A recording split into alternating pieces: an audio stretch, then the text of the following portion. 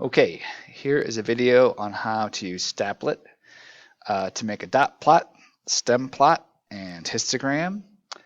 And this is one quantitative variable. So what I'm looking at is how many siblings people have. So I took the data over here and I color coded all of it. You don't have to do that. I just did that to make it easier to figure out what I'm doing.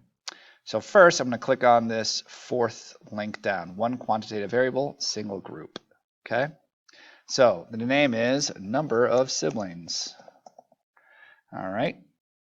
So all I got to do is just type in the data, either separated by a comma or a space. So there's 1, 0. I press 0. There are 10 ones. So I'm going to put space 1, 2, 3, 4, 5, 6, 7, 8, 9, 10. There are 15 twos, so I'm going to go 1, 2, 3, 4, 5, 6, 7, 8, 9, 10, 11, 12, 13, 14, 15.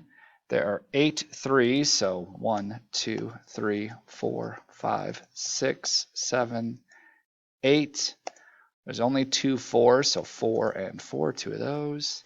A single 5, 3 sixes, 1, 2, and 3, and then a 7.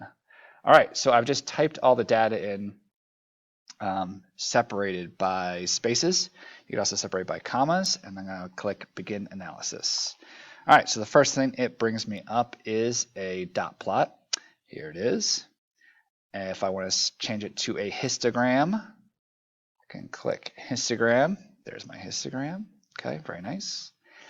And then I want a stem plot. Okay.